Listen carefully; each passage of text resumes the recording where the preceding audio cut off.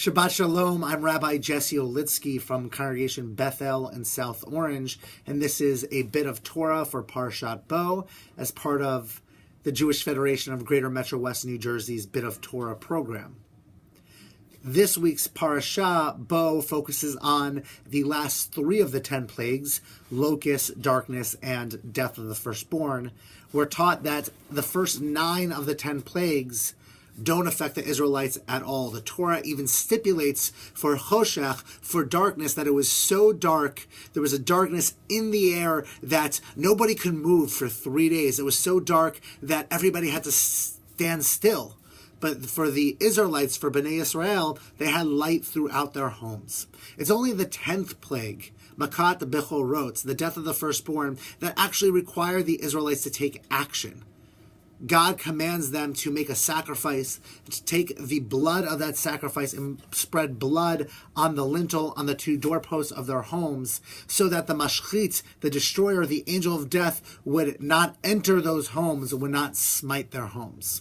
The Torah tells us specifically, V'ra'ah et ha'adam al ha'mashkof ve'al shtei ha'mezuzot ufasach Adonai al ha'petach ve'lo yiten ha'mashchit lavo el Batechem lingof.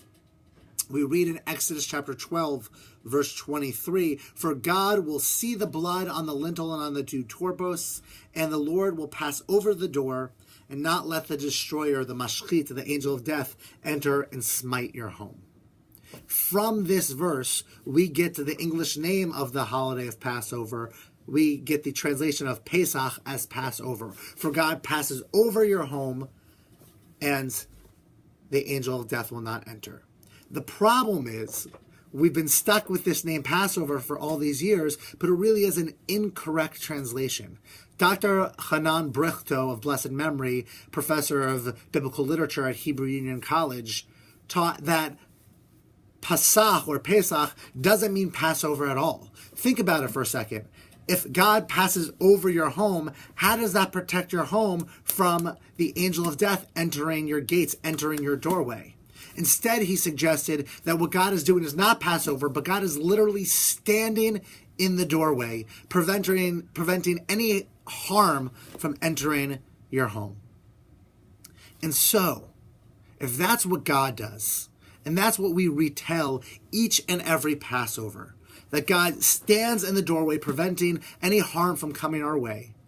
And our tradition also teaches that we are to be God's messengers, to walk in God's ways, for we too are made in God's image. Then the real lesson of this narrative, and the lesson we retell on Passover, the lesson we read when we read about the Exodus, when we read about this last plague in Parashat Bo, is that we too have an obligation to stand in the doorway.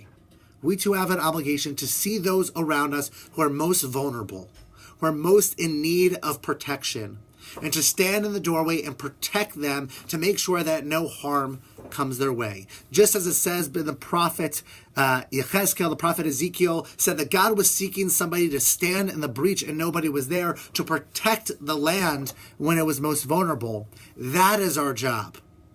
So as we study and read and listen to this Parashat of the Shabbat, and as we retell the story each and every year when we celebrate the Passover holiday, let us think about our obligation, our responsibility to walk in God's ways and to stand in the doorway protecting those who need us most. Shabbat Shalom.